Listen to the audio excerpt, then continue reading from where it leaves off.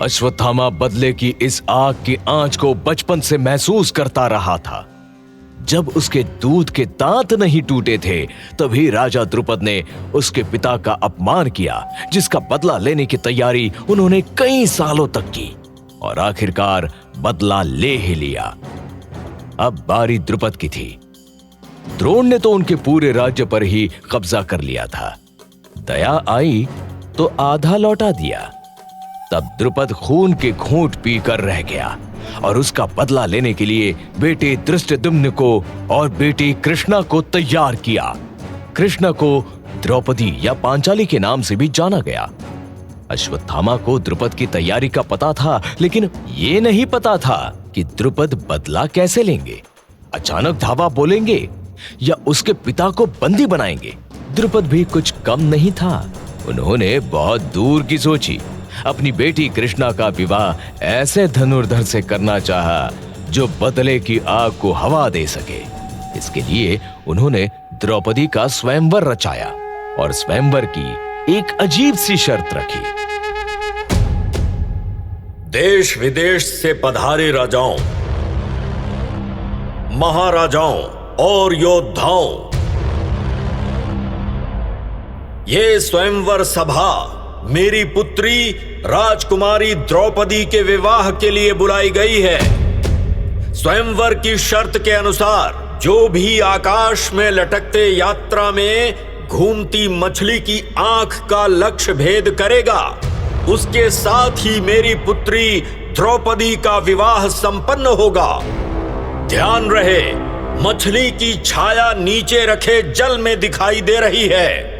इस छाया को देखकर लक्ष्य साधना होगा। जो इस शर्त का पालन नहीं करेगा, उसे स्वयंवर के लिए अयोग्य माना जाएगा। मैं पांचालपति महाराज द्रौपद का पुत्र और द्रौपदी का भ्राता धृष्टद्युम्न सभा में भाग लेने आए प्रतिभागियों को स्वयंवर की शर्त पूरी करने के लिए आमंत्रित करता हूं। कोई भी क्षत्रिय वीर लक्ष्य भेदने के लिए अपने शस्त्र का नहीं, यहां रखे किंधार नाम के धनुष का प्रयोग करेगा। स्वयंवर की शर्तों को पूरा करते हुए लक्ष्य भेदन बहुत मुश्किल था। सभा में शामिल राजाओं, युवराजों और क्षत्रियों के किसी चुनौती से कम नहीं थी यह शर्त। पहले तो लोग घबराए, फिर हलचल हुई, आपस में कानाफूसी शुरू हो गई। किंधार नाम के भारी धनुष के बारे में जिसे पता था, वो अपने आसन से उठा तक नहीं। जो आगे आया उससे धनुष हिला तक नहीं। अश्वत्थामा भी प्रतियोगिता में हिस्सा लेने आया था। दुर्योधन भी था और कर्ण भी। शिशुपाल और जरासंध जैसे वीर धनुष की प्रत्यंचा तक नहीं चढ़ा सके। जब वरमाला लिए द्रौपदी सभा में आई तो सबकी नजरें उस पर ही टिक गई। वो थी ही इतनी सुंदर कि हर कोई उसे अपनाना चाहता था, लेकिन शर्त पूरी करना किसी के वश में नहीं था। अश्वत्थामा अब तक तो बड़ी शांति से सब कुछ देख रहा था। अचानक अपने आसन से उठा और धनुष के पास आकर पहुंचा। लोगों को लगा जैसे धनुष की प्रत्यंचा चढ़ाएगा, लेकिन धनुष को छू कर देखा, प्रणाम किया और लौट आया। धृष्टद्युम्न ने उसे कानी आंखों से देखा, लेकिन कहा कुछ नहीं। दुर्योधन असफल हुआ तो कर्ण उठा, लेकिन धनुष तक पहुंचने के पहले धृष्टद्युम्न ने ऊंचे स्वर में कहा, रुको कर्ण, तुमने मेरी बात ध्यान से नहीं सुनी। मैंने पहले ही कहा था कि केवल कुलीन राजपुत्र ही सभा में भाग ले सकते हैं। तुम सूत पुत्र हो और सूत पुत्र कुलीन नहीं हो सकता। तुम्हें मेरे सच का ज्ञान नहीं है धृष्टद्युम्न। मैं अंगराज हूं, अंग देश का राजा, और एक राजा को इस स्वयंवर में भाग लेने से कोई नहीं रोक सकता। मुझे ज्ञात है कर्ण, तुम्हें अंग देश का ताज दुर्योधन की कृपा से दान में मिला है। दान में मिले राज मुकुट को पाकर तुम कुलीन नहीं हो सकते। लौट जाओ सूतपुत्र, अपना आसन ग्रहण करो। और गुस्से में तिलमिलाए कर्ण ने तलवार खींच ली। धृष्टद्युम्न भी कम नहीं था, उसने भी तलवार निकाली। लड़ाई की स्थिति बन गई, लेकिन दुर्योधन ने इशारे से कर्ण को शांत किया। अश्वत्थामा कर्ण की हालत देखकर दुखी हुआ और अपने आप में बोल पड़ा, तुम दुर्योधन की दया पर पले हो कर्ण। उसी दया भाव ने तुम्हें बहुत दुर्बल बना दिया। इस मछली की आंख का लक्ष्य यदि कोई साध सकता है तो वो है अर्जुन, और राजा द्रुपद की आंखें उसे ही ढूंढ रही हैं, पर लक्षाग्रह की घटना के बाद उसका कोई पता नहीं।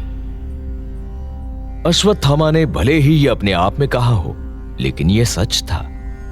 द्रुपद इतने सारे राजकुमारों और क्षत्रिय वीरों से निराश हो गए थे।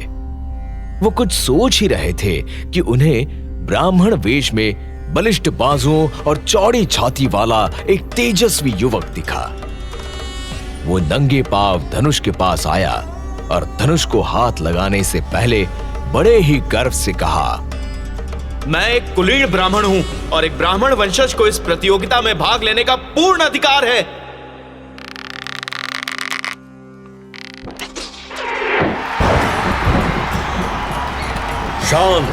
शांत हो जाएं। मैं इस ब्राह्मण कुमार की योग्यता और इसके कौशल से अत्यंत प्रसन्न हुआ। निराशा में आशा की ज्योति जगी। अब ये कुमार हमारी पुत्री द्रौपदी से विवाह करने का सच्चा अधिकारी है। ओम सृष्टिकर्ता मम विवाह कुरु कुरु स्वाहा। ओम सृष्टिकर्ता मम विवाह कुरु कुरु स्वाहा। और इस तरह क्षत्रिय वंश की राजकुमारी द्रौपदी कृष्णा ने ब्राह्मण युवक के गले में बड़े प्रेम से वरमाला डाल दी। द्रौपदी के वरमाला डालते ही प्रतियोगिता में शामिल राजाओं ने कोहराम मचा दिया। कई राजाओं ने ब्राह्मण को धन देकर द्रुपद कुमारी को खरीदना चाहा। कईयों ने युवक से द्रौपदी को छीन लेने की कोशिश की। कुछ ही समय में स्वयंवर सभा युद्ध भूमि में बदल गई और शुरू हुई भीषण लड़ाई। लेकिन अर्जुन ने बाणों के जोर से राजाओं की भीड़ को तहस नहस कर दिया। भीड़ बिखर गई। द्रौपदी युवक के साथ चल पड़ी। अश्वत्थामा देखता रहा। ब्राह्मण युवक में अर्जुन की तलाश करता रहा। पास जाकर देखना चाहा, लेकिन संभव नहीं हो सका। लेकिन संदेह तो हो गया कि बिना अर्जुन के ऐसा चमत्कार कोई और नहीं कर सकता। अब इसका सबूत क्या था?